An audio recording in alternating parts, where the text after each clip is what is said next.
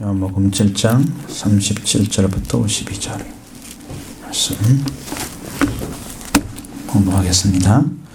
명절 끝날고 큰 날에 예수께서 서서 외쳐 이르시되 누구든지 목마르거든 내게로 와서 마시라. 나를 믿는 자는 성경의 이름과 같이 그 배에서 생수의 강이 나오리라 하시니 이는 그를 믿는 자들이 받을 성령을 가리켜 말씀하신 것이라. 예수께서 아직 영광을 받지 않으셨으므로 성령이 아직 그들에게 계시지 아니하시더라. 이 말씀을 들은 무리 중에서 어떤 사람은 이 사람이 참으로 그 선지자라 하며 어떤 사람은 그리스도라 하며 어떤 이들은 그리스도가 어찌 갈릴리에서 나오겠느냐? 성경이 이르기를 그리스도는 다윗의 씨로 또 다윗이 살던 베들레헴 마을 베들레헴에서 나오리라 하지 아니하였느냐 하며 예수를 말미암아 무리 중에서 쟁론이 되니 그 중에는 그를 잡고자 하는 자들도 있으나 손을 대는 자가 없었더라. 아랫사람들의 사람들과 바리새인들에게로 오니 그들이 묻되 어찌하여 잡아오지 아니하였느냐? 아랫사람들이 답하되 그 사람이 말하는 것처럼 말한 사람은 이때까지 없었나이다 하니 바리새인들이 답하되 너희도 미혹되었느냐? 당국자들이나 바리새인 중에 그를 믿는 자가 있느냐? 율법을 알지 못하는 이 무리는 저주를 받은 자로다. 그 중에 한 사람 곧 전에 예수께 왔던 니고데모가 그들에게 말하되 우리 율법은 사람의 말을 듣고 그 행한 것을 알기 전에 심판하느냐? 그들이 대답하여 이르되 너도 갈릴리에서 왔느냐? 찾아보라. 갈릴리에서는 선지자가 나지 못하느니라 하였더라. 아멘. 자, 오늘 교회 교회마다 그럴 것 같은데 똑같은 말씀을 들어도 듣는 이마다 다르게 드린다는 거예요. 어떤 분은 이것이 중심인 것 같다 생각하는 분도 있고 다른 분은 저것을 강조했다 이렇게 생각하는 분도 있을 것입니다. 그것은 들려준 말씀이 자기에게 작용을 하는 거죠. 어떤 사고와 어떤 생각을 가졌느냐 그런 것이 이제 그 말씀의 어떤 포인트를 잡는데 결정적인 것 같습니다. 물론 들려오는 말씀이 다 대부분 그렇습니다. 100% 확신할 수 있는 것은 자기가 선 자리에서 들리는 거예요. 영적으로 서 있는 자리에서 들리기 때문에 다르게 들리는 건 당연한 것이죠. 그러나 우리는 하나님 말씀을 들어야 합니다. 그리고 듣고 있습니다. 들려와야 되죠. 하나님 말씀이 안 들려오면 어떤 결과를 가져오느냐. 본문은 그것을 지금 말하고 있는 거예요.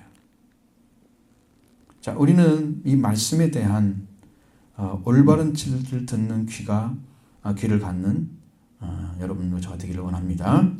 왜? 그건 꼭 가져야 하기 때문입니다. 분명히 귀가 열리고 눈이 열려서 말씀이 들리고 보는 영적인 감각을 찾아야 하기 때문에 그래서 그런 거예요. 욥기에서 42장 5절에도 보면 욥이 회개하는 가운데서 내가 주께 대하여 귀로 듣기만 하였다오니 이제는 눈으로 주를 배움나이다. 이렇게 고백을 했습니다. 욥은 영적인 귀로 들었다는 것이 아니에요. 주께 대하여 주님께 들려준 것이 아니고 주께 대하여 들었다는 거예요. 직접 들은 게 아니죠. 그런데 지금은 눈으로 주를 보고 있다. 이렇게 고백합니다. 욥도 귀로 들을 수 있는 귀도 없었던 것 같아요. 그런데 이제 귀만 열렸을 뿐 아니라 눈도 열렸습니다. 다 보이는 거예요. 이제 눈으로 주를 배웁니다. 자, 이렇게 심령이 돌아왔다고 하는 것을 고백하는 것은 회개한 심령을 찾았다는 거예요. 회개해서 그 심령이 찾아졌습니다. 그러니까 그 친구가 관계가 회복되게 하려고 하나님께서 명령하시는 그 회복이 됐습니다. 가정도 회복을 주셨습니다. 축복의 갑절을 주시죠. 축복을 하게 해주시죠. 그러니까 우리가 살 수 있는 길, 유일한 길은 그 귀에는 주님의 음성이 들려오는 것입니다. 그것을 기도하는 거예요. 주님의 음성을 들을 수 있는 자리는 양의 자리에 돌아온 자들입니다. 양의 자리. 주님은 양을 인도하기 위해서 소리를 내십니다. 항상. 그러니까 그 말씀을 따라가는 사람들 다 똑같은 공통적인 이야기가 뭐냐면 저는 음성을 따라갑니다. 그렇게 말씀하시죠. 여호와가 나의 목자가 되셔야 내가 부족함이 없으시죠? 그 목자가 되는 자에게 들려주시는 음성이 부족함이 없게 만드는 거예요. 목자의 음성 때문에. 양은 모든 것이 만족합니다. 풍성합니다. 들려지면 만족하고요. 그래서 풍성한 은혜를 누리고 살아가는 것입니다. 그리고 양은 목자의 음성을 따라가면 안전합니다. 행복할 수 있죠. 절대 불평불만 나오지 않습니다. 그런 일이 벌어져. 자, 그래서 예수님께서 이제 명절 끝날에 큰 날에서 외치셨다. 저는 여러분에게 이 음성이 들려지기를 간절히 원합니다. 37절 38절을 같이 보겠습니다.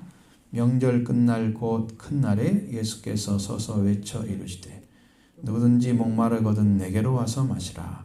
나를 믿는 자는 성경의 이름과 같이 그 배에서 생수의 강이 흘러나오리라 하시니. 자, 명절 끝날입니다. 초막절의 끝날입니다. 초막절이 이전에는 7일을 지켰습니다. 신명기 16장 13절에는 초막절을 7일 동안 지켰다 이렇게 나와 있어요. 레위기 23장 36절에는 7일 동안 지키다가 제8일에도 성회로 모였다 이렇게 규정하고 있습니다. 제8일은 초막절의 연장이라기보다는 또 하나의 특별한 날로 정하고 마치 안식일과 같이 희생제사를 드리는 거룩한 날로 정해서 드렸던 거예요. 근데 여기서 초막절 동안에 실로암 못에서 물을 기르다가 제단에 붓는 그런 행사가 있었습니다. 그것이 7일 동안 계속되는 거예요. 그 예수님은 8일째 되는 날. 7일 동안 끝났습니다. 그리고 제 끝날, 명절 끝날, 곧 큰 날. 이제는 실로암 못에서 물을 기르다가 제단에 붓는 일이 끝난 그날. 그날이 큰 날입니다. 성회로 모였습니다. 명절 끝날에. 거기서 예수님이 예수님 주시는 생수의 날이기 때문에, 생수를 주는 날이기 때문에 명절 큰 날이라고 이야기했습니다. 이 큰 날에 예수님 주시는 물을 마신 자는 그 배에서 생수의 강이 흘러나오리라. 마시라고 주신 생수, 그 성령을 가리킵니다. 누구든지 목마르거든 내게로 와서 마시라 하고 말했습니다. 이 물은 살아있는 물입니다. 생수란 말 그대로예요. 살아있는 물입니다. 살아있는 물인데 이 살아있는 물이라는 의미는 뭐냐면 생명을 전달해주는 물이란 뜻입니다. 생명을 전달해주는. 지금까지 실로암 못을 7번 계속해서 7일 동안 부었지만 그 물은 살아있는 물이 아니에요. 그러나 예수님께서 명절 끝날에 주시는 이 물은 생명을 전달해주는 살아있는 물이에요. 그래서 죽은 자를 살리는 물입니다. 죽지 않게 하는, 다시는 죽음이 없는 물입니다. 영생을 주는 물이에요. 이 물을 부어주시려고 말씀하시는 거예요. 요한일서 5장에서는 예수님은 물과 피로 임재하셨고 성령은 진리라고 말씀하시고 증거하는 시가 셋이니 예수님이 주시는 물, 생명의 물, 그리고 모든 생명의 죄를 씻어주시는 피, 덮어주는 피, 그리고 그걸 증언해 주시는 성령님. 그래서 증언한 이가 셋이니 성령과 물과 피라 또한 이 셋이 합하여 하나이니라. 똑같은 결과가 온다는 거예요. 피를 만나고 성령을 만나고 생수를 만나도 똑같은 결과가 오는 거예요. 예수님이 가지고 오신 것입니다. 이 예수님이 가지고 오신 물은 생수였습니다. 여기서 말하는 생수는 예수님은 성령이라고 가르쳐 줬습니다. 그러니까 성령과 물은 같은 것이에요. 생수 같은 것입니다. 38절에 나를 믿는 자는 성경의 이름과 같이 그 배에서 생수강이 흘러나리라고 약속해 주셨습니다. 여러분의 귀에도 이 말씀이 들려지기를 바랍니다. 분명히 들려야 돼요. 다른 소망이 없는 거예요. 말씀이 들려야 살아납니다, 영이. 그래서 성령을 받는 것이 처음 받는 그런 말 뜻이 아니고 생명이 넘쳐 흐르는 영적인 상태를 가르쳐주고 있습니다. 흘러난다고 하는 것은 충만함을 가리키는 거예요. 자, 우리가 성령을 받아서 성령으로 말미암아 오순절이 오잖아요. 오순절이 완전케 되는 게 초막절이에요. 그러니까 성령의 충만함이 배에서 흘러나오는 거예요. 생수의 강이 흘러나오는 거예요. 그러면 우리들이 믿음으로 서 있는 것이죠. 믿음으로 서 있는 것입니다. 믿음으로 서 있는 그 사람에게 주는 것인데 이것을 39절에는 그를 믿는 자들이 받을 성령이라 이렇게 말씀하고 있습니다. 같이 보시죠. 이는 그를 믿는 자들이 받을 성령을 가리켜 말씀하신 것이라. 예수께서 아직 영광을 받으시지 않으셨으므로 성령이 아직 그들에게 계시지 아니하시더라. 여기에 믿는에 해당되는 말은 피스티오입니다. 이건 동사인데 분사입니다.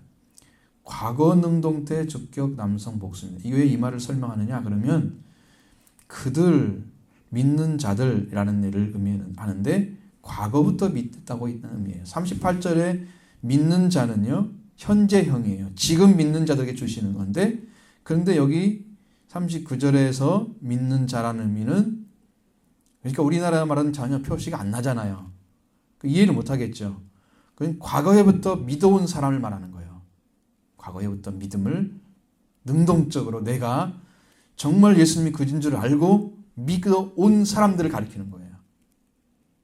그리고 38절에는 지금 믿고 서 있는 사람을 가리키는 거예요. 받는 것은. 39절에는 믿는 것은 과거에부터 믿었던 것을 말하고 있고 분명하게 성령은 믿은 후에 오신다는 걸 가르쳐줍니다. 지금 믿고 있으니까 준다 그런 의미가 아니고 믿어왔기 때문에 주는 거예요. 왜냐하면 예수님은 불과 성령으로 세례를 주신 분이기 때문에 예수님이 주시기 때문에 예수님을 믿어야 성령을 받는 거예요. 그게 성경의 원리예요. 명절 끝날에 받는 그 목마른 자들이 받는 성령 그 예수님을 믿었던 자들이 받습니다. 물론 처음에 성령 받는 것은 믿음으로 받습니다. 그냥 받을 수 있는 거예요. 그러나 배에서 흘러나오는 성령은요 이것은 충만함을 가리키기 때문에 이 충만함이 와야 이제 드디어 사역이 일어나는 거예요. 하나님 일을 시키죠. 초막절에 들어간 사람들이에요. 그래서 생수의 강이 흘러나리라 이렇게 말씀하시고 높은 수준에 찔립니다. 자, 이 성령을 받은 자들에게 가리켜서 생수의 강이 흘러나리라 하셨습니다. 이 말씀을 하실 때에 예수께서 아직 영광을 받지 않으셨으므로 성령의 아들이 그들에게 계시지 아니하더라 이렇게 기록되어 있죠. 그런데 원어에는 전혀 다르게 나와 있습니다. 그래서 이것을 정말 이해하기 어렵겠다. 이대로만 읽으면 아무 문제가 없는데 뭐라고 되어 있냐면 예수가 아직 영화롭게 되지 않았기 때문에 성령이 계시지 않으셨다. 미완료로 되어 있습니다. 지금 성령이 계시지 않으셨다. 그럼 예수께서 영화롭게 되지 않았기 때문에 성령이 계셨다. 누구에게 안 계셨다는 말이 없어요. 누구에게 안 계셨다. 그런 말이 없어요.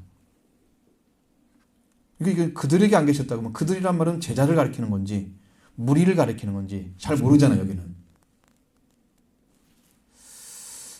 뉴 킹 제임스 버전에 보니까 거기는 좀 비슷하게 되어 있습니다. 여기도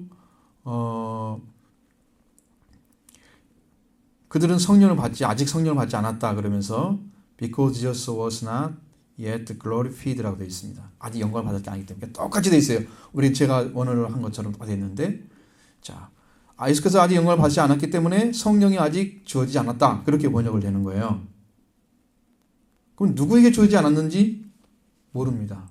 그것은 사람들에게 주지 않았다 하는 거예요. 그래서 세 번역 성경을 쭉 보면 예수께서 아직 영광을 받지 않았으므로 성령이 아직 사람들에게 오시지 않았다. 라고 번역을 했습니다. 이게 맞는 거죠. 공동 번역에서도, 개정판에서도 그때는 예수께서 영광을 받으시지 않았기 때문에 성령이 아직 사람들에게 와 계시지 않으셨던 것이다. 맞죠? 사람들이 아직 안 와 계셨던 건 맞아요. 이게 무엇을 가리키냐면 예수님께서 영광을 받으시는 시간 이후에 성령이 오신다는 걸 얘기합니다. 고난의 시간에, 저주를 받은 자들이 받는 그 고난의 시간에는 예수님이 떨어져 죽음으로 들어가고 지옥에 전파하시고 죽은 자 가운데 있다가 살아나시잖아요. 다시 살아나시는 그 부활이 하나님의 영광이 임하는 시간이에요. 영광이 임해야 돼요. 그 부활 이후에 예수께서 영광을 받으십니다. 그 후에 오순절에 임하여 올 성령을 가리키고 있다는 사실이. 성령이 계시지 않았어요. 충만이 있는 게 아니라, 충만이 아니라 성령 자체도 오지 않았단 말이에요, 지금. 이제 그 얘기를 해주려고 하는 것입니다.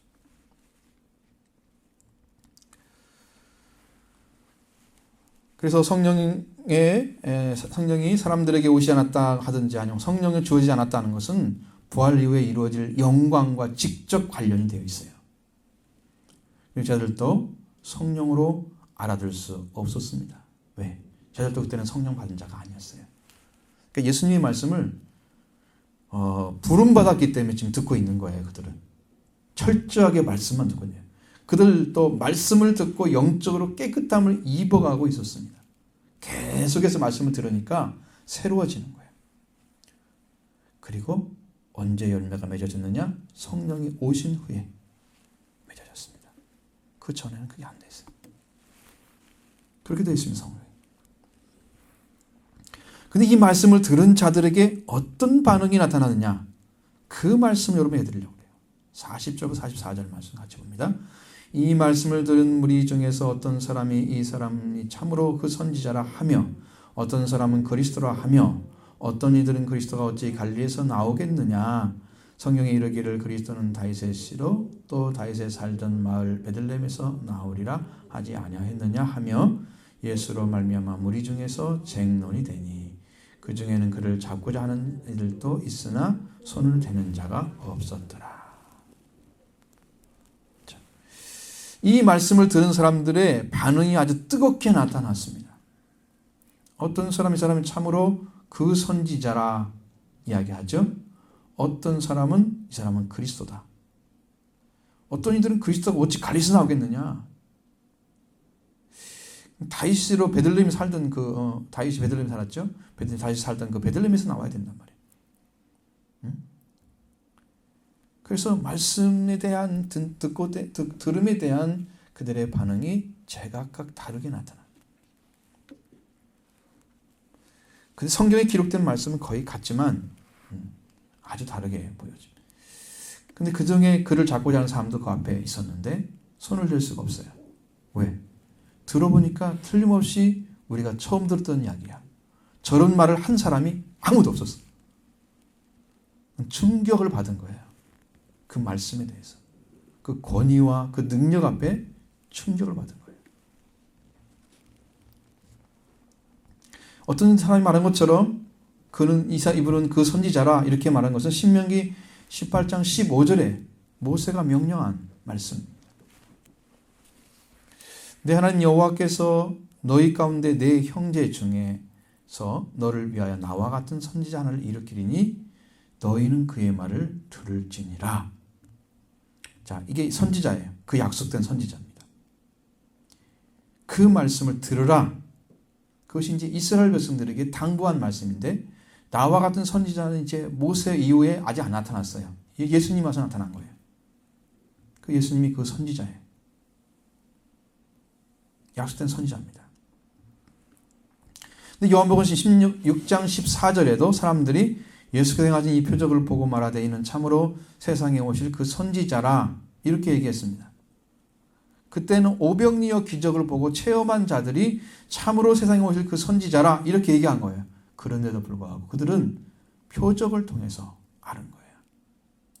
그들이 본 것은 무엇이냐면 표적. 그저 표적을 보고 행하는 걸 보고 선지자라 그렇게 얘기한 것입니다. 말씀을 들어서 알았던 것이 아니고 표적을 보고 선지자라 한 거예요. 이것은 말씀을 믿거나 예수님을 믿거나 하는 것이 아니고 표적, 그러니까 하나님의 아들이라는 그 기적을 보여주는, 신적인 기적을 보여주는 그걸 보고 모세로 말미암았을 때는 그 선지자다 이렇게 생각한 거예요. 그렇기 때문에 그들은 말씀을 듣는 자들이 아니었습니다. 요한복음에도 똑같이 얘기하고 있어요. 6장에도 7장에도 똑같이 이야기하고 있어요. 근데 신명기 18장 18절 19절에 아주 중요한 얘기가 써 있습니다. 아주 중요한 얘기가 써 있습니다. 내가 그들의 형제 중에서 너와 같은 선지자 하나를 그들을 위하여 일으키고 내 말을 그 입에 두리니 내가 그에게 명령하는 것을 그가 무리에게 다 말하리라. 자, 그러면 말씀을 들었죠? 말씀을 듣고 그들에게 들은 말씀을 그들에게 다 얘기하는 거란 말이에요. 예수님이 그렇게 했습니다. 나는 들은 것만 얘기한다. 내가 하는 말이 아니다. 내가 지금 하는 말은 나에게 주신 말씀을 내가 하는 거다. 얘기했습니다. 19절에 누구든지 내 이름으로 전하는 내 말을 듣지 아니하는 자는 내게 벌을 받을 것이다. 그렇게 말씀하시는 거예요. 얼마나 중요한 분인지 알겠죠? 여기서 말하는 선지자는 하나님의 전적인 말씀을 받은 선지자를 가리키는 거예요. 그의 말을 들어야 하고 그 말을 듣지 아니하면 하나님께 벌을 받는다. 이게 기록되어 있는 거예요. 바로 그분이다. 지금 예수님이 그 선지자이면 그의 말씀을 듣지 않으면 하나님께서 벌을 받아야 할 것이기 때문에 그들은 반드시 그 말씀을 들어야만 합니다. 근데 여기 벌을 받는다는 얘기가 언어와 많이 틀려요. 근데 여기 공동번역 개정판에는 그래도 잘 되어 있습니다. 내가 내 이름으로 하는 말을 전할 때, 그가 내 이름으로 하는 말을 전할 때 듣지 않는 사람이 있으면 내가 친히 그에게 추궁할 것이다. 책임을 묻는다는 얘기예요. NIV 성경에도 거의 같이 나와 있습니다. 내가 I myself will call him to account. 내가 스스로, 나 자신이 스스로 그를 불러서 그에게 책임을 묻는다는 것입니다. 책임을 묻는다는 거예요. To account. 내 이름을 말하는 그 선지자를 듣지 아니하면 나는 나 자신이 그에게 나 자신 스스로 그에게 책임을 묻겠다고 말씀하고 있습니다. 공동번역판과 거의 비슷하죠. 분명한 것은 이거예요. 선지자의 말을 듣지 않는 사람은 그 책임을 따져 물을 것입니다. 너 왜 안 들었냐? 그걸 안 듣게 되면 어떤 일이 벌어지냐면 안 들은 사람은 안 들은 사람으로 하나님이 심판하십니다. 말씀을 들었는데 안 듣는 사람으로 살아가면 그걸 책임을 따져서 그에게 엄하게 따져 물을 것입니다. 그렇기 때문에 선지자라는 것을 알았다면 당연히 그 말씀을 듣는 자리에 서서 구원을 요청해야 되는 거예요. 그거 잘 알고 있다고 해서 서로 쟁론할 일이 아니라는 거죠. 어떤 사람은 그리스도라고 얘기합니다. 이 말씀한 사람들 역시 그리스도에 대한 기대감을 가지고 있었기 때문에 그렇게 생각했을 것입니다. 그분에 대한 확신은 아니지만 막연한 기대감으로 말을 했을 것입니다. 그래서 31절, 요한복음 7장 31절에 보면 무리 중에 많은 사람이 예수를 믿고 말하되 그리스도께서 오실지라도 그 행하실 표적이 이 사람이 행하는 것보다 많으랴. 그러니까 그리스도가 오신다고 해도 이분보다 많은 표적을 행할 수는 없을 것이다. 이분들은 다 뭘 보고 얘기합니까? 표적을 보고 얘기하는 거예요. 말씀을 듣고 이야기하는 게 아닙니다. 그러나 그리스도에 대해서 다른 의견을 피력하는 사람들이 있었습니다. 그는 그리스도라고 하면 어찌해서 갈릴리에서 그리스도가 나오겠느냐고 묻습니다. 분명히 성경에 말했다. 다윗이 살던 그 베들레헴에서 나오리라고 얘기해놨다. 맞습니다. 그리스도가 나시라 약속한 말씀 중에 분명히 베들레헴에서 나오리라는 약속의 말씀, 예언의 말씀이 있습니다. 미가서 5장 2절에 베들레헴 에브라다야, 너는 유다 고을 족속 중에 작을지라도 이스라엘을 다스릴 자가 내게서 내게로 나올 것이라. 그의 근본은 상고의 영혼에 있느니라. 이 약속의 말씀입니다. 이 베들레헴의 옛 이름이 에브랏이에요. 에브랏 혹은 에브라다 이렇게 붙습니다. 두 가지가 똑같은 말이에요. 이 열매를 맺는다는 의미예요. 에브라다는 밀이 생산이 많았습니다. 그래서 열매를 맺는 곳이란 에브라다란 말을 붙여놨는데 그 이름을 베들레헴으로 바꿔놨습니다. 베들레헴은 떡집이에요. 그러니까 예수 그리스도 밀을 갖다가 빵을 만들어 가는 거예요. 빵집을 가게 하는 거죠. 우리나라 말로 이제 떡집이라 그렇게 해석을 하는데 밀이 빵이 되어 나오는 거예요. 많은 사람의 배불리게 먹을 수 있는 생산하는 것. 바로 예수님이 생명의 떡이잖아요. 베들레헴에서 태어나신다고 약속되어 있는 거예요. 이 베들레헴 에브랏이 바로 다윗의 아버지 이새의 고향입니다. 다윗이 여기에서 출생을 했기 때문에 그는 다윗성이라 이렇게 불렀던 거예요. 이곳에서 이스라엘 다스릴 자가 네게서 네게로 나올 것이다. 하나님께서 보내서 그런 그가 지도자가 돼서 나올 것이다. 이렇게 약속해 줬습니다. 이 출생의 비밀은 아주 오래전 영원에 속해 있는 분이다. 그렇게 되어 있습니다. 그 그리스도가 이미 태어나셔서 말씀을 전하고 있습니다. 그는 베들레헴에 태어나셨습니다. 지금 그분이 오셔서 말씀을 전하고 있는데 예수님이 베들레헴에 태어났음을 아는 사람이 한 사람도 없는 거예요. 이게 불행한 것입니다. 예수님이 지금 거기에 태어나서 오셔서 말씀하고 있는데 그를 아는 자가 없는 거예요. 그러면 이게 어떻게 연결되느냐? 첫 번째 크리스마스 때 예수님이 태어날 때 그리스도 주님이 태어나셔서 천사들이 아무리 찾아봐도 전할 사람이 없어요. 밤중에 태어났는데 그러니까 밤중에 목자들만 잠을 들여서 자고 있었기 때문에 그들에게만 전해진 거예요. 그리스도를 전할 사람이 아무도 없었어요. 그 말은 밤이었다는 의미도 그렇지만 사람들은 호적하러 하다가 다 고단해가지고 전부 사관에 들어가서 지금 말하면 여관에 들어가서 잠을 자고 있는 시간이. 그래 태어났어요. 모든 사람들은 들을 수 있는 준비가 안 되어져 있는. 그러니까 칙령이라고 하는 그 아우구스티누스의 칙령을 받아서 지금 호적하러 가는 사람들 그 일에만 집중하지 메시아가 올 것에 대해서는 기대하지 않는 사람들은 전부 여관에 들어가 있는 거예요. 오직 들을 수 있는 사람만. 그래서 목자들만 들었습니다. 그 소식은. 그리고 나머지 사람들은 듣는 사람이 아무도 없었습니다. 그러니 누가 예수님이 베들레헴에 태어났다는 것을 알리겠어요? 목자들이? 왜? 목자들은 신분이 낮기 때문에 누구한테 얘기도 믿어주지 않는 사람들이었어요. 그러니까 우리가 봤다 그래도 뭘 봐 보기는 너희들이 너희들 미천한 존재들이. 안 믿어주죠. 종교 지도자들은 높은 데 섰다고 자기 생각하는데 듣겠어요? 한마디도 안 듣죠. 그러니까 거기에 이스라엘 사람들 중에 베들레헴에 태어났다는 예수님을 만난 사람이 아무도 없는 거예요. 그래서 몰라요. 이게 얼마나 불행한 것입니까? 태어나서 지금 말씀하고 있는 그분이 베들레헴에 태어났는데 그걸 가지고 말하고 있어요. 쟁론하고 있어요. 쟁론 대상이 아닌데.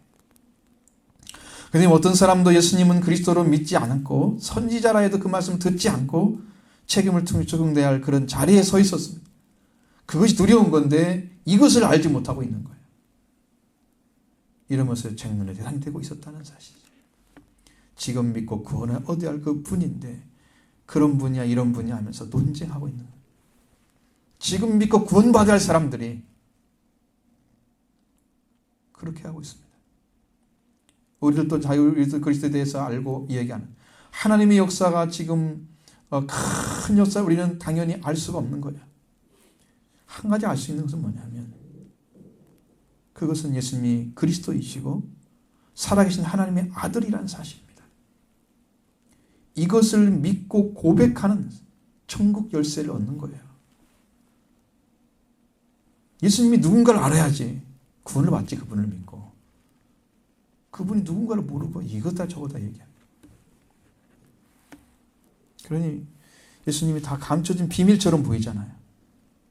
그들에게는 구원을 주고 싶지 않은 분처럼 나타나잖아요. 예수님은 이루어졌어도 말씀을 듣지 않는, 전할 수도 없는 그런 그들의 분위기, 영적인 분위기가 그렇습니다. 이게 비밀 중에 비밀인 거예요. 여러분들도 예수님을 그리스도 하나님이 살아가신 아들로 믿고 있습니까? 정말 그렇죠? 정말 할렐루야입니다. 이게 비밀이에요. 숨겨져 있는 진리입니다.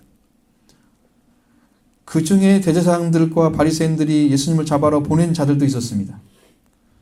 이게 무리 중에 쟁론이 일어나니까 그 사람들도 그 얘기 듣고 있다가 예수님 말씀 들었죠. 그리고 사람들 얘기하는 거 들었죠.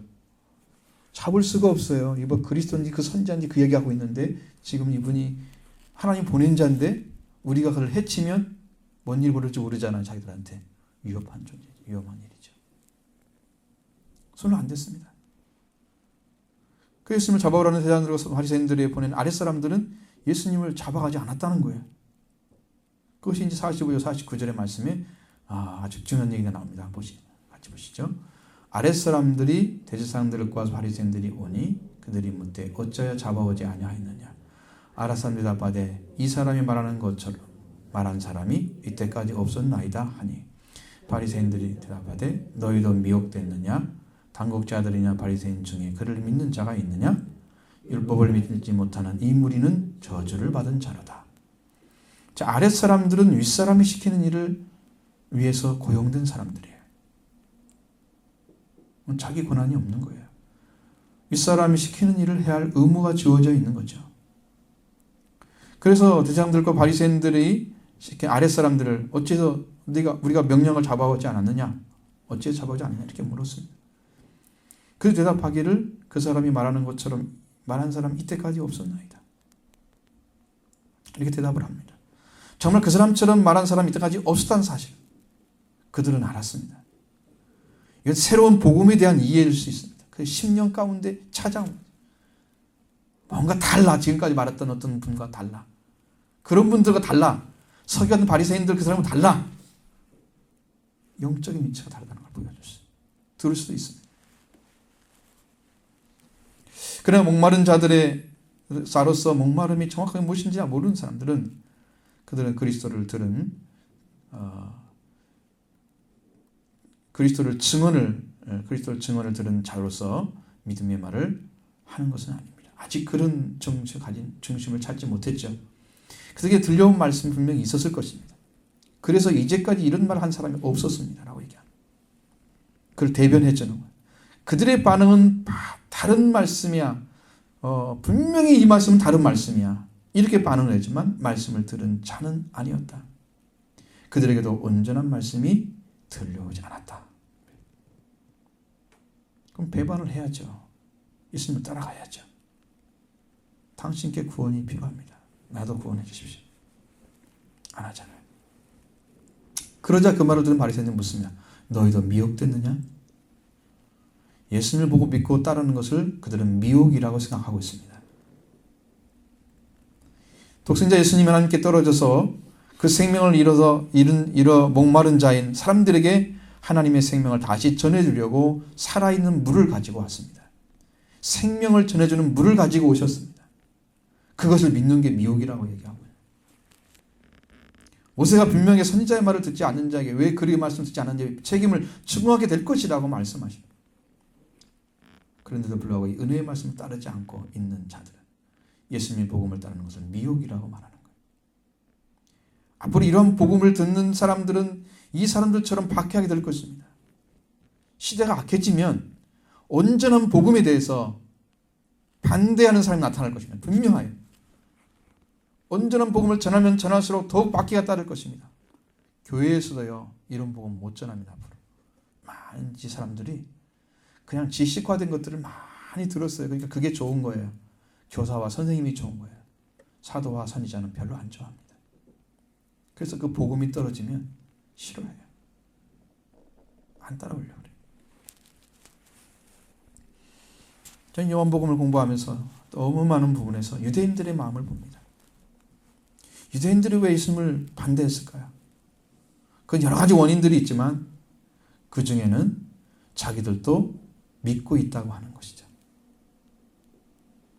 다르게 믿었다면 전혀 그럴 일이 없습니다. 그들의 믿음은 거짓된 거였습니다. 유대인들의 마음을 보면 알 수가 있습니다. 근데 그러한 신앙이 왜 만들어졌느냐? 그런 신앙으로 예수를 위해 박해하는 자리 만들어졌느냐? 그 사람들이 박해하는 자리에 서 있느냐? 그들은 하나님의 말씀을 많이 공부하고 알았습니다. 그래서 아는 자였어요.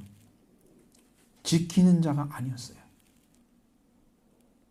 안 지켰습니다. 생명처럼 여기고 지키지 않았습니다. 그래서 그들은 종교인이 되고 예수를 죽인 거예요.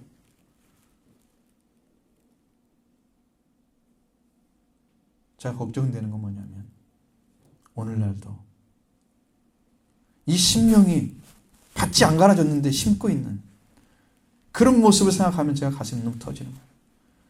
이건 싹이 안 날 게 분명한데 그래도 해야 된다는 거예요. 저는 뭘 해야 되냐 그러면 기경을 해야죠. 밭을 회개하라고 외쳐야죠. 밭을 갈아야 땅이 딱 깨져서 안에 있는 게 뭐가 있는지 알고 탁 끄트려가지고 돌 있으면 돌을 끄집어내고 그러잖아요. 잘못 심으면 잘못된 그런 게 있으면 싹 끄집어내서 이 밭을 깨끗하게 한 다음에 씨를 뿌려야지. 그냥 말씀만 전해주시오. 우리 그냥 살겠습니다. 그래가지고 시간 딱 지나가지고 심었는데 왜 하나 못 거뒀어요? 기용되지 않은 밭. 거기다가 그냥 길가 같은 밭에 뿌렸더니 말씀 그냥 열의를 다해서 말씀을 전했는데 열매는 하나도 없어요. 이게 되는 거예요. 회개하지 않는 심령에게 회개의 복음이 싸움이에요. 싸움, 영적 싸움. 여러분의 심령을 놓아주지 않으려고 사탄은 붙잡고 있습니다. 여러분의 심령을 놓아주지 않으려고 얼마나 강력하게 우리를 붙들고 있는지 더러운 죄악들이. 이제는 여러분이 회개하고 복음을 들으시기 바랍니다. 회개하라 천국에 가까웠다. 예수님이 그 복음을 증거했습니다. 때가 차고 이제 시간이 다 됐습니다. 그러니까 주님의 말씀이 들려오면 여러분 그때는 회개하시기 바랍니다. 말씀을 듣고 회개하고 회개한 심령 말씀이 심겨지면 그때부터 열매가 맺기 시작하는 거예요. 자연스러운 밭이 안 돼요. 앞으로 교회를 짓밟고 교회를 통해서 거짓된 복음으로 거짓된 교사들이 엄청난 사람들을 미혹할 때가 올 것입니다. 데살로니가후서 2장에서 3절로 4절에 보면 누가 어떻게 하여든 너희가 미혹되지 말라. 먼저 배교한 일이 있고 저 불법의 사람 곧 멸망의 아들이 나타나기 전에는 그날이 이르지 아니하리니 그는 대적하는 자리에 신이라 불리는 모든 것과 숭배를 받는 것에 대항하여 그 위에 자기를 높이고 하나님이라 내세우느니라. 앞으로요 교회 안에서도요 하나님이 나타날 것입니다. 내가 하나님이다. 지금 뭐만 나타났어요? 저 그리스도. 내가 그리스도다. 내가 이긴 자다. 이긴 자는 모든 사람이 다 주어지는 거예요. 성경에 보면. 자기만 이긴 자가 아니고. 다 그렇게 될 것입니다. 마지막 때문에 될 것입니다. 이게 말씀 전할 수가 없어요. 그렇기 때문에 우리는 절대 이 말씀에 따라서 예수님의 생명을 얻은 자 되기 위해서 원하고 찾고 간구해야 되는 소망을 갖기를 원합니다. 여러분 찾는 소망 갖기를 원합니다.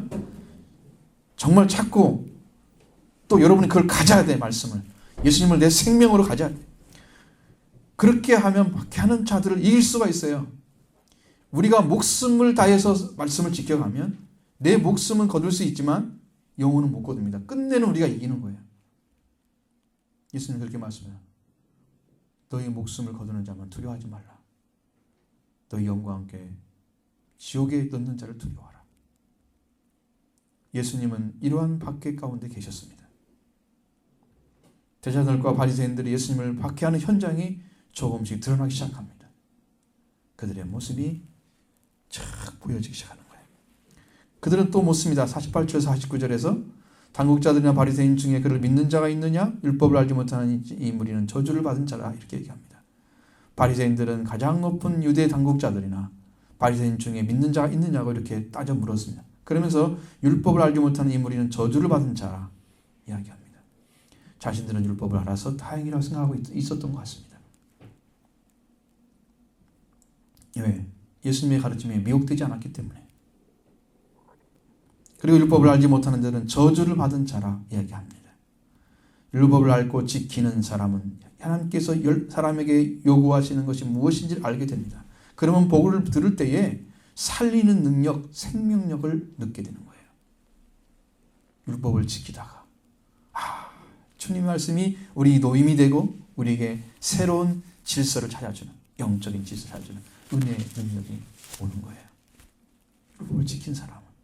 그러니까 말씀에 순종하려고 하고 하다가 은혜를 받는 거지, 그런 과정도 없이 은혜를 받는 사람들이 없단 말이죠.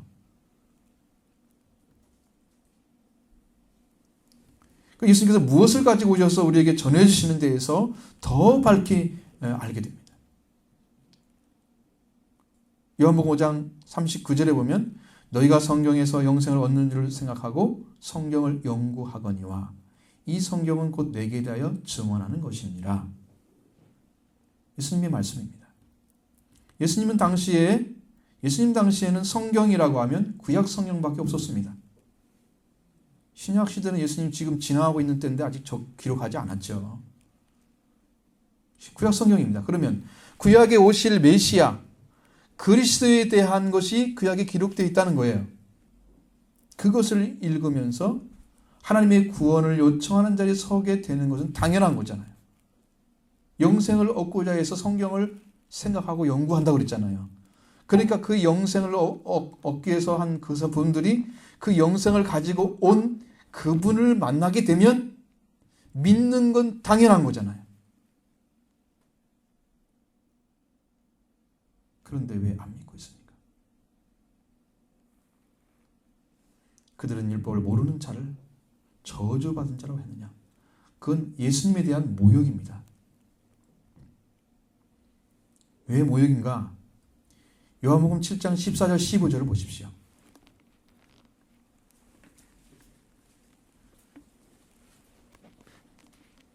같이 볼까요? 이미 명절의 중간이 되어 예수께서 성전에 올라가서 가르치시니 유대인들이 놀랍게 여기르되 이 사람이 배우지 아니하였거늘 어떻게 그를 아느냐. 자, 유대인들이 놀라면 이겁니다. 예수님이 성전에 올라가서 가르치는 것. 그를 향해서 이 사람은 배우지 않았는데 어떻게 그를 아느냐. 그건 자기들이 아는 것을 다 알고 있는 거죠.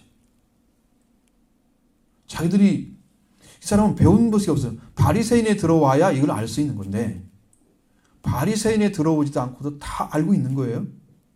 어떻게 그를 알지? 이 무학한 사람이 다 알고 있다고? 그러니까 배움에 족보가 없는 거죠. 예수님은. 응? 바리새인이면 누구한테 배웠다, 누구 선생님 배웠다 이게 있는데 족보도 없는 사람이 말씀을 가르치고 있는 거야 지금. 그러니까 얼마나 깜보고 있는 거예요. 율법도 모르는 자가 율법을 가르치고 있으니까 우리는 거기 미혹되지 않아야 된다는 거죠. 그러면서 율법을 모르는 자는 저주받은 자로 얘기하는 거예요.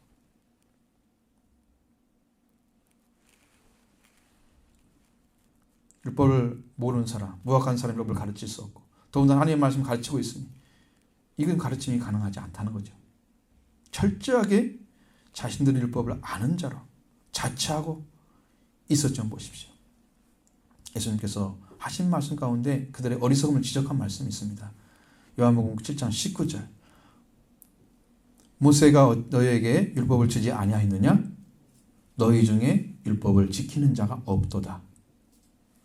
너희가 어찌하여 나를 죽이려 하느냐? 그렇게 물었습니다. 도저히 율법을 지키지 않는 자들 때문에 예수님은 견딜 수가 없으셨습니다. 그래서 너희가 어찌 나를 죽이려고 하느냐고 묻고 있습니다. 율법을 지키지 않잖아요. 율법을 지킨다면 당연히 예수님을 따라가야 됩니다.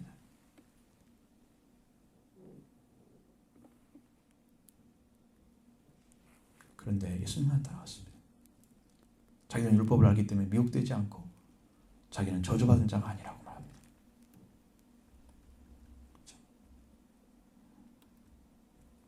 요한복음 5장 45절부터 47절에 여러분이 좀 다 공부했던 말씀이지만 이걸 다시 새겨보십시오. 놀라운 진리들이 있습니다. 같이 보시죠. 45절 내가 너희를 아버지께 고발할까 생각하지 말라. 너희를 고발하는 이가 있으니 곧 너희가 바라는 자 모세니라. 모세를 믿었더라면 또 나를 믿었으리니 이는 그가 내게 대하여 기록하였습니다. 그러나 그의 글도 믿지 아니하거든 어찌 내 말을 믿겠느냐 하시니라. 자, 모세가 기록한 것이 무엇입니까? 우리는 전통적으로 오경이라고 얘기하고 있습니다. 모세가 기록한 거. 제가 요즘 전성에 대해 쭉 말씀드렸죠? 그 내용과 지금 일맥상통하는 거예요. 계속 지금 같이. 모세가 기록한 율법에는 예수님에 대해 기록했다는 거예요. 그렇다면 율법을 지키면 누구를 믿어야 합니까? 예수님을 믿어야 되죠. 그런데 바리새인들은 율법에 대해서는 알고 있을지 모르지만 율법을 좀 모세도 믿지 않았고 모세가 기록한 예수님에 대해서도 믿지 않았다는 거예요. 믿을 수가 없다고 말씀하셨어요. 그런데 바리새인들은 뭘 모르는 자는 저주를 받은 자라고 얘기합니다. 얼마나 무지한 말인지 알겠죠? 얼마나 무지한 말인지. 자신들은 율법을 아는 자였을지 모르지만 율법을 지키는 자는 아니었습니다. 이러한 무지를 가진 자 때문에 예수님을 잡아 죽이려고 하고 있는 것입니다. 일방적으로 규정을 하고 율법을 모르는 자로 취급해서 체포하라는 명령을 했습니다. 거기에 대해서 반발을 하는 사람이 니고데모예요. 니고데모 입을 연 것입니다. 50절 52절 봅니다.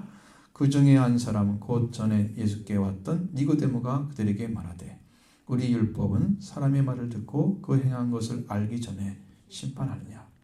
그들이 대답하여 이르되 너도 갈릴리에서 왔느냐 찾아보라. 갈릴리에서 선자가 나지 못하느니라 하였더라. 여기에 보면 바리새인이요 유대인의 지도자였던 관원이라고 나오는데 바로 이제 공회의원 산헤드린이죠. 산헤드린 공회의원이었던 사람 니고데모가 예수님께 밤을 찾아왔던 사람이죠. 이 사람은 성령을 모르는 사람이었습니다. 지도자인데 그래서 영과 욕을 구분하지 못해요. 그런 사람이었습니다. 근데 그 사람도 이제 예수님 말씀을 듣고 나중에 변화가 좀 됐을 가능성이 있어요. 성경에 나중에 보니까. 그런 바리새인 중에 있었기 때문에 이 문제에서 말할 때 율법에 대해서 말할 때 우리 율법은 사람의 말을 듣고 그가 행한 것을 알기 전에 심판하느냐 이렇게 물었습니다. 이게 왜 중요하냐? 성경의 구약에 그 말씀이 나와 있기 때문에 중요한 거예요. 신명기 19장 15절로 21절 나와 있기 때문에 중요한 거예요.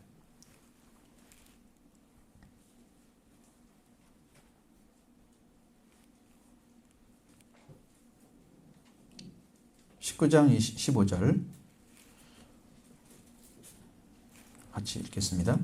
사람의 모든 악에 관하여 또한 모든 죄에 관하여 한 증인으로만 정할 것이 아니요 두 증인의 입으로나 또는 세 증인의 입으로 그 사건을 확정할 것이며 만일 위정하는 자가 있어 어떤 사람이 악을 행하였다고 하면 그 논쟁하는 쌍방이 같이 하나님 앞에 나아가 그 당시의 제사장과 재판장 앞에 설 것이요 재판장은 자세히 조사하여 그 증인이 거짓 증거하여 그 형제를 거짓으로 모함한 것이 판명되면 그가 그의 형제에게 행하려고 꾀한 그대로 그에게 행하여 너희 중에서 악을 제하라.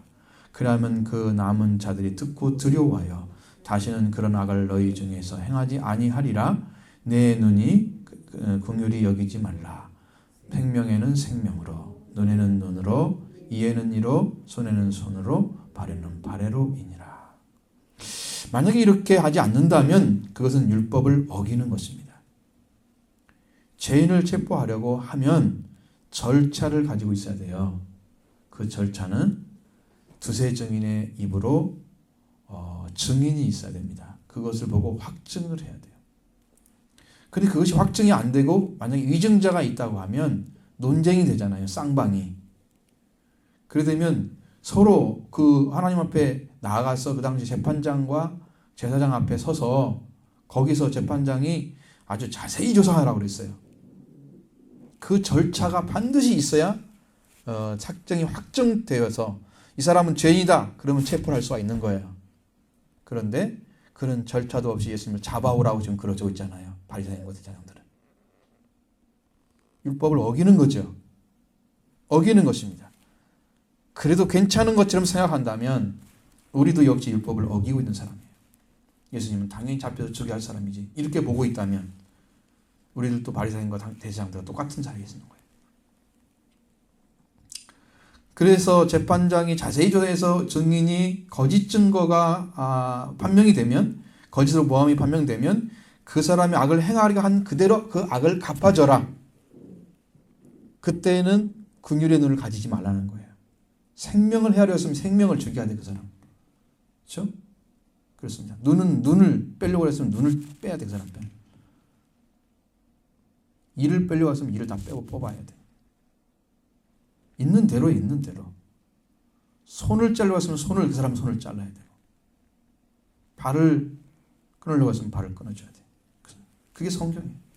그게 공의로운 거예요. 그 말씀이에요. 만일 제사장이나 바리새인들이 그 누구라도 예수님을 이렇게 공정하게 재판하지 않으면 그 재판은 하나님께서 다시 하실 것입니다.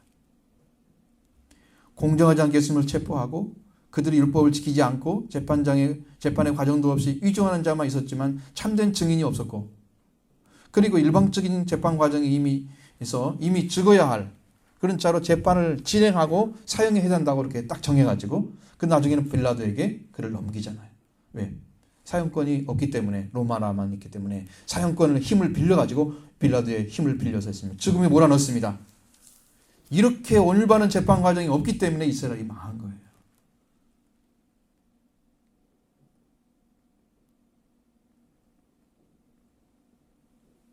이렇게 말하는 니고데모한테 너도 갈릴리 사람이냐?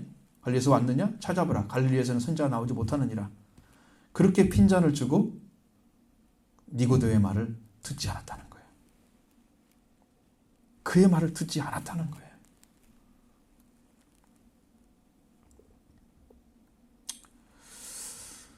예수님은 이 땅에 죽음의 그늘에 있는 자들에게 빛으로 오십니다.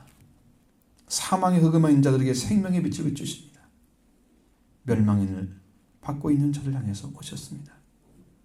예수님은 죽어서 목마른, 생명이 없어서 목마른 자들에게 생명을 전해주러 오셨습니다. 예수님의 생명이 죽어서 멸망을 속한 그런 자를 살려주시려고 생명의 물을 주심으로 다시 살리려고 하십니다. 뿐만 아니라 그동안 믿어왔던 자들에게 그 배에서 생수의 강이 흘러나기 위해서 오신 거예요. 이게 명령 끝날에 주시는 말씀이에요. 이 하나님께서 완전히 들어진, 하나님께 완전히 된 하나님의 백성에게 주시는 은혜입니다. 자, 우리들도요, 이 복음이 들려와야 됩니다. 예수님에서 올바로 이해하지 못하는 사람들의 그 시각을 가지게 되면 우리도 동일하게 같은 자리에 서서 논란만 있을 뿐이지 살리는 능력으로 작용하지 않겠습니다. 말씀. 예수님은 믿는 믿음이야말로 목마름을 해결하는 생수가 그 배에서 흘러게 나오는 그런 누릴 복을 우리가 갖게 되는 것입니다. 이 예수님을 믿는 것이 얼마나 큰 축복인지를 알아야 돼요. 우리 스스로는 그걸 찾아야 됩니다. 우리가 이 말씀을 듣고서 여러분 마음속에서도 생명의 말씀, 들은 그 기쁨, 그 감사가 넘쳐나기를 간절히 소원합니다. 그 말씀이 들려오기를 바랍니다. 그리고 찾고 기도하면서 깊이 그 말씀을 새겨가야 돼요. 저 기도하겠습니다. 하나님, 제 배에서도 생수강이 흘러나게 하십시오. 자, 이루어지면 말씀드리겠습니다. 분명히 이루어집니다. 이루어져요, 이것이요.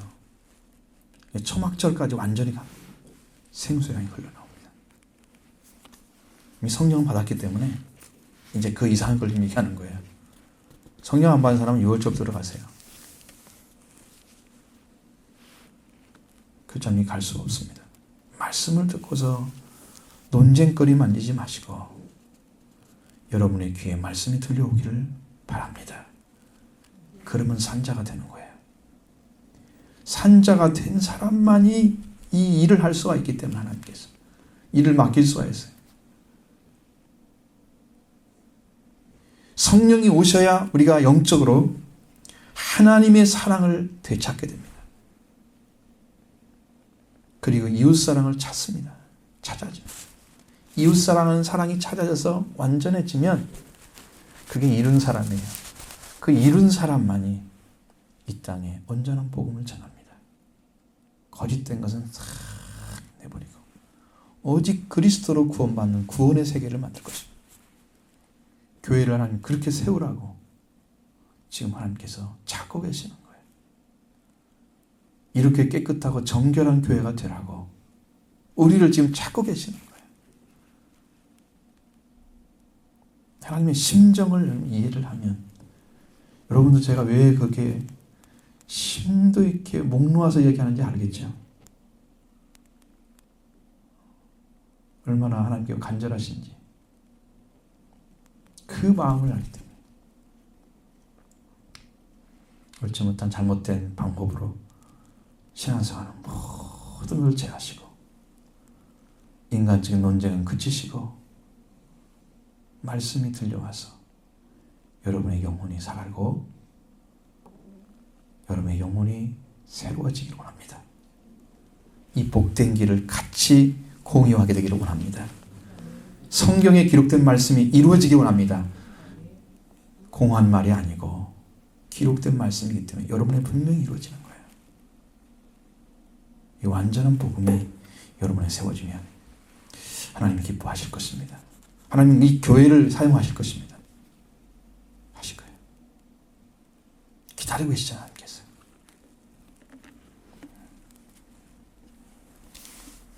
영적인 목사님들한테 같이 대화를 하면 꼭 그런 얘기 합니다.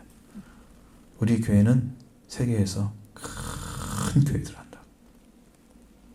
왜냐하면 이 복음이 아닌 것은 아무리 커도 하나님 보지 않는다는 거예요. 그것을. 10만 명 모입니다. 그러면 막 대형 교회네요. 이렇게 하잖아요.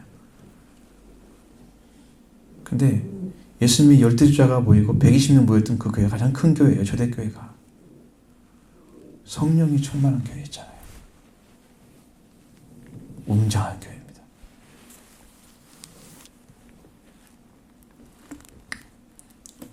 여러분들이 이 말씀에 통해서 올바른 반응으로 그리스도 예수 안에 들어간 그 은혜에 여러분 동참하기를 바랍니다.